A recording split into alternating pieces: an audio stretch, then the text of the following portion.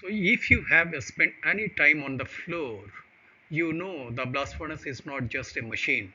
It's a living, breathing ecosystem with a mind of its own. I'm here to help you move from being a reactive operator, always chasing the shadow of a problem, to a predictive system architect. So by end of this session, you will master the time travel required to manage furnace lag, understand why silicon is your only honest thermal tracker, and learn how to deploy a proactive load stabilization loop that saves 40 kilogram of coke per ton of hot metal. So we will also dissect the 1986 and steel disaster to see what happens when the furnace truly freezes. So looking at the screen, you see the glowing wireframe blueprint of our furnace. Those orange highlights are not just heat, they represent the thermal inertia we are here to command. To command that heat, we first have to understand the massive temporal gap between our action and their results, and which is supposed to be all a time a big problem. So, operating a blast furnace is an exercise in time interval. So in this industry, what you see is really what you get.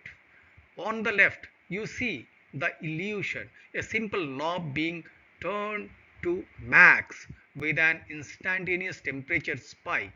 This is a fatal mental model. Now look at the right. The reality when we charge the burden at t is equal to 0 or indicated by that downward blue arrow, that material would not manifest as hot metal at the tap hole until t plus 6 or t plus 8 hours. So this means if you react to a cold hearth at 8 am by adding fuel, you are not fixing 8 am, you are adjusting the furnace for 2 p.m. So this massive thermal inertia created delayed manifestation that can trap an inexperienced operator in a cycle of overcorrection. So managing the hearth require you to live 6 hours in the future at all times. So this future focused management start with the most fundamental lever we have, the carbon payload. So, the primary lever for the molten iron fluidity is the carbon payload.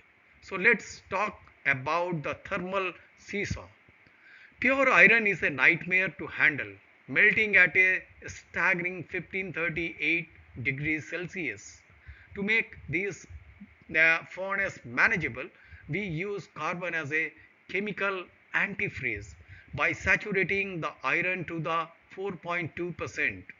Carbon sweet spot, we drop that solidification threshold to a much more manageable 1153 degrees Celsius.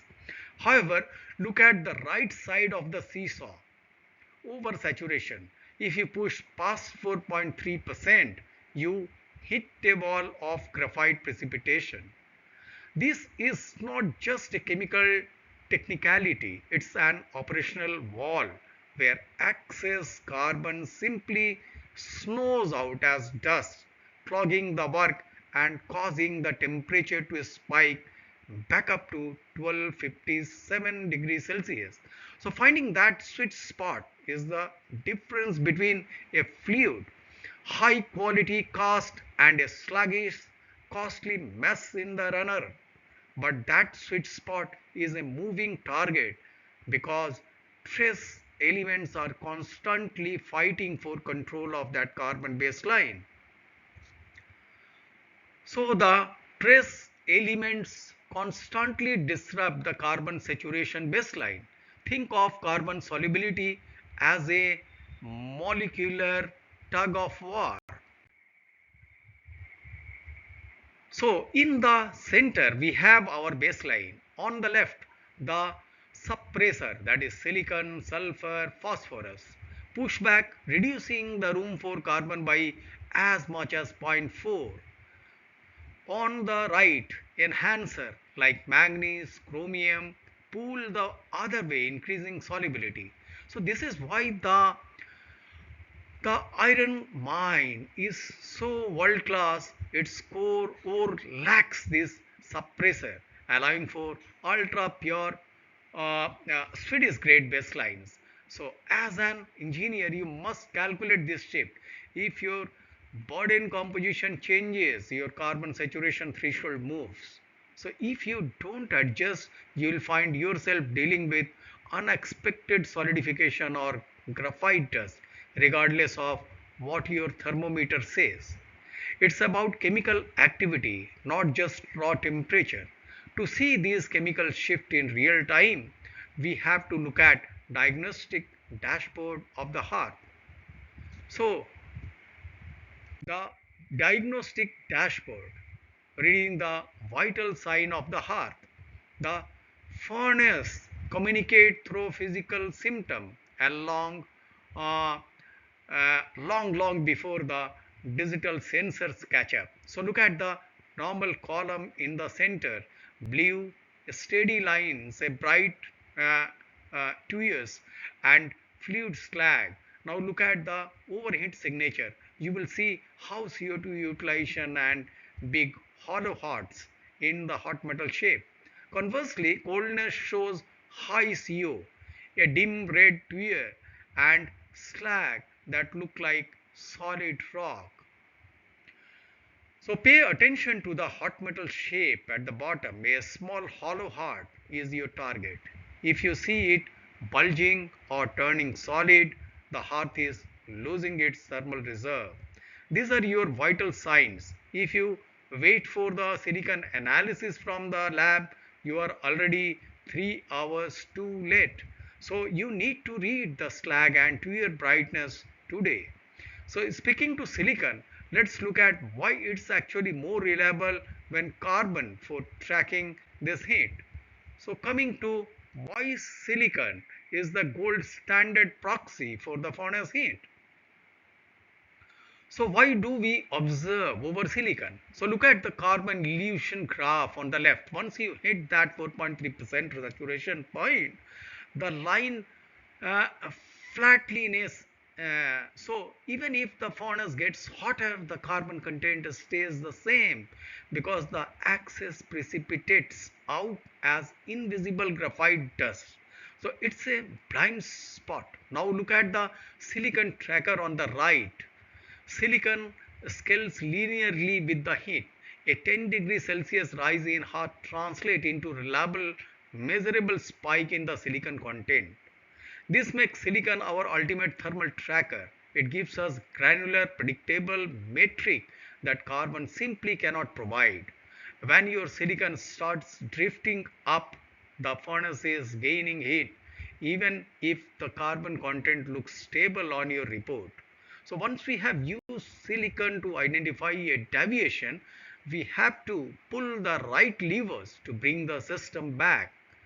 So our next slide, which is on the leverages matrix, that is putting the right lever to stabilize the system. So not all levers are created equal. If you need an immediate heat supplement, you adjust the blast temperature. 10 degree gives you a quick 1.7 kg coke equivalent. Humidity is your speed controller, slowing combustion. But look at the pulverized coal and limestone. PCI has a massive inertia to alter the entire smelting loop. Our rule of thumb is critical here.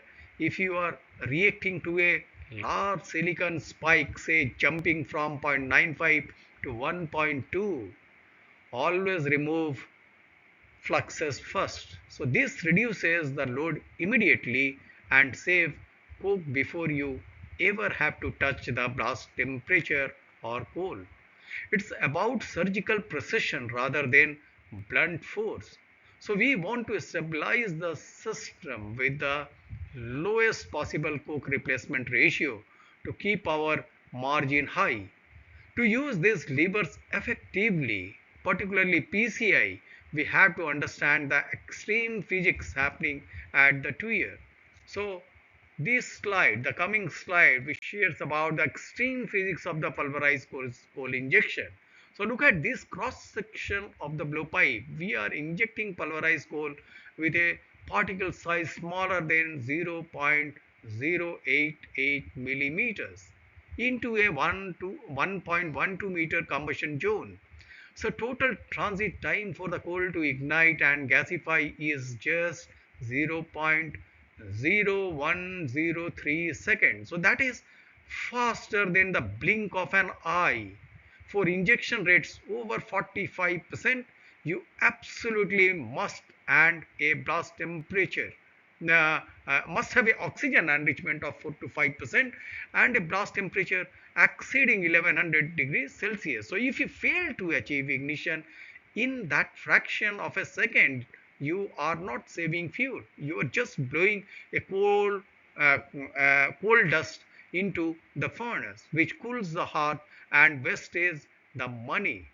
The so-called here is simple. If your blast temperature drop, your PCI efficiency doesn't just dip, it collapses. So this complexity is why we must map our response time along a thermal inertia track. So the thermal inertia track, that is mapping dynamic response time. So in the control room, we talk about 2 by 3 effect, that is trace track 1 on the graph. So track 1, blast temperature and humidity, give you a response in about 2 to 3 hours. So it's our fast acting medication. Track 2, which is a PCI, takes about 4 to 6 hours to fully saturate the system. And track 3, coke or burden adjustment, takes a full smelting cycle up to 8 to 10 hours. So a successful operator doesn't wait for a full saturation to see if their move worked. They measure the success at the 2 by 3 mark. If you see the response you expected at hour 3, you know you have hit the target for hour 6. If you wait 8 hours to see if a coke change worked, you have lost an entire shift of production. So mastering this track allows us to escape the most common pitfall in the furnace operation, the reactive trap. So coming to the proactive and comprehensive load stabilization. So the only true method of control is explored here in this slide. So look at the reactive trap on the left. The furnace gets cool, the operator add coal, there is a 4-hour lag, the furnace stay cold, then finally the coal ignite just as the furnace was recovering, leading to an overheat and unqualified iron. It's a death spiral of wasted fuel and poor quality. Now look at the proactive loop. Instead of chasing silicon, we monitor the comprehensive load and track the burden descent velocity. We adjust the blast ahead of the thermal shift. You cannot manage the furnace as it is now. You must manage the furnace as it will be in 6 hours. This proactive stance keeps the temperature fall and stable, maximizing your throughput. So when we achieve this stability, we can push for the ultimate goal, the silica suppression engine. So coming to the ultimate operational goal, that is the silica suppression engine. So for high-end client like Japanese bearing steel manufacturers, they demand ultra low silicon less than 0.2%. To get these or there, we have to choke the gasification process. Silicon enters the hearth as a SiO2, react with solid carbon and turn into SiO gas. By dropping the theoretical combustion temperature to 2200 Celsius, we physically suppress that gasification. This is not just about quality, it's about the bottom line also. So dropping silicon below 1.5% saves a staggering 40 kilogram of coke per ton of iron. So this is where the real money is made. It requires nerves of steel to run the furnace this cool and tight. But that's the difference between a standard mill and a world class facility. But there is a dark side to running tight. If you lose control, the furnace can bite back as it did in 1986. So, coming to the anatomy of a disaster.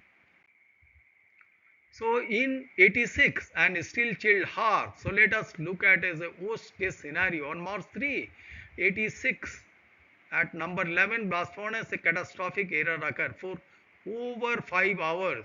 The coke charging system was bypassed. 2106 ton of raw sinter, cold, heavy ore were loaded with the zero coke. So look at that dark mass in the center of the diagram. That is 27 consecutive batches of cold material sliding down towards the hearth. So there was no fuel to process it, no heat to melt it. So in blast furnace, coke itself just fuel. It's the structural skeleton that allow gas to flow. Without it, the furnace becomes a giant 2000 cubic meter tomb. So when that 2000 ton cold slug hit the bottom, the entire system collapsed in a domino effect and the furnace freezes. So a total system collapse occurs. So follow the dominoes effect flowchart with me. Trace from step 1 to step 4. Step 1, the cold burden hits the dead man, the hearth core, and heat drop instantly. Step 2, the slag which needs heat to stay fluid turned into stone. Step 3, this is the critical failure. The frozen slag back up into the blowpipes, burning through them as they hit the air supply. And step 4 is the operators are forced to shut off the main blast. The furnace is now effectively a massive frozen rock. A standard recovery method like blowing from the top failed completely because there is no coke left to ignite. So you cannot burn your way out of a problem if you have removed the fuel. So to save this furnace, engineers had to perform what we called emergency surgery. So the emergency surgery, as the name is obvious, it's a really tough task, and to prevent the furnace from being permanently scrapped, engineer had to get create. They use the core coke at the very bottom of the dead man, the only fuel left. So they isolated a single tweer number 16 and turned it into a localized blowtorch using maximum oxygen and blast pressure. They used that one spot to melt a path forward, flushing the furnace tweer by tweer. So they in these there was not a quick fix. This painstaking process took 12 full days of surgical meeting. The cost 23,000 ton of lost production and a repair bill that would make your head spin. It's a sobering reminder of why we respect thermal inertia. As we wrap up, let's synthesize this lesson into a blueprint for your daily operation. The hearth is not a black box. As we so far arrived to this conclusion, it is a predictable ecosystem. So mastering yield to the natural inertia of the furnace. So first, chemical precision, respect your trace elements and carbon saturation limit. Don't fight the chemistry, use it. Second, temporal, so these command those dynamic response times. So if you are recording or reacting to what happening now, you have already lost. Use the 2 by 3 effect of gauge your success. Third, load stability. Maintain steady burden velocity to prevent coldness before it ever register on your sensors. So when you master these three pillars, you transform the chaos of the furnace into a continuous ultra pure production stream.